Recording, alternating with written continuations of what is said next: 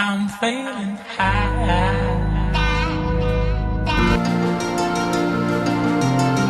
Assalamualaikum warahmatullahi wabarakatuh.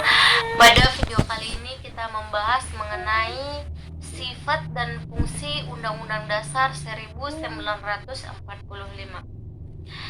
Oke, yang pertama kita bahas dulu sifatnya. Sifat Undang-Undang Dasar 1945 ada 4. Yang pertama tertulis, yang artinya Undang-Undang Dasar 1945 rumusannya jelas, kata-katanya, kalimatnya jelas, serta bahasanya bahasa yang mudah kita pahami. Kemudian sifat yang kedua adalah singkat, yang artinya Undang-Undang Dasar 1945 hanya memuat materi pokok saja, hanya memuat garis-garis besarnya saja atau hal-hal yang penting saja. Makanya kalau kita perhatikan buku Undang-Undang Dasar itu kecil dan tipis ya. Oke, sifat yang ketiga adalah supel, yang artinya isi Undang-Undang Dasar 1945 itu kita susun, dapat kita ubah sesuai perkembangan zaman apabila diperlukan.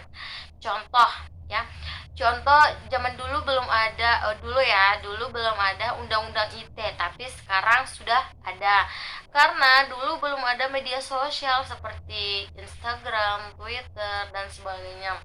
Tapi sesuai dengan perkembangan zaman, karena kita butuhkan, maka kita buatlah undang-undang tersebut.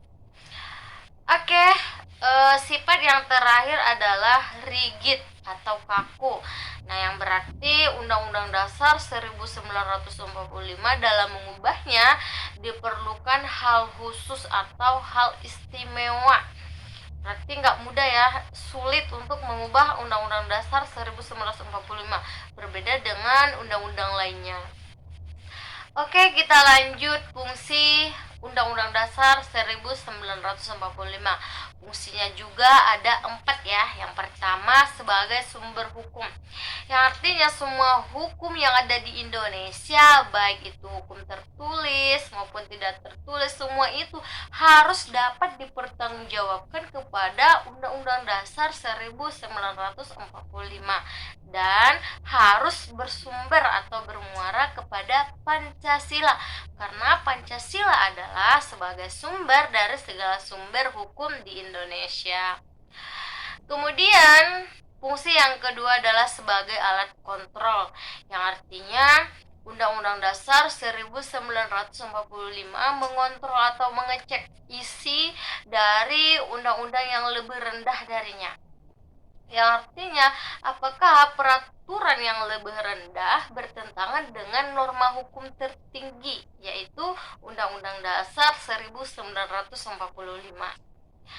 Kemudian fungsi yang ketiga adalah sebagai pengatur, yang artinya Undang-Undang Dasar 1945 mengatur bagaimana kekuasaan kita disusun, dibagi dan dilaksanakan ya. Itu semua diatur dalam Undang-Undang Dasar. Contoh, kalau mengenai MPR itu diatur dalam bab 2, bab 3 mengenai kekuasaan pemerintah negara, bab 7 mengenai DPR, bab 9 mengenai kekuasaan kehakiman. Nah, itu semua diatur dalam Undang-Undang Dasar 1945.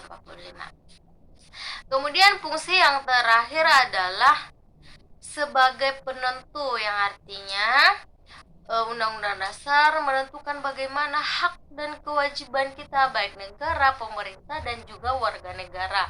Itu semua diatur dalam Undang-Undang Dasar 1945.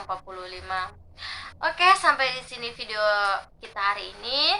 Baik, mari kita tutup. Assalamualaikum warahmatullahi wabarakatuh.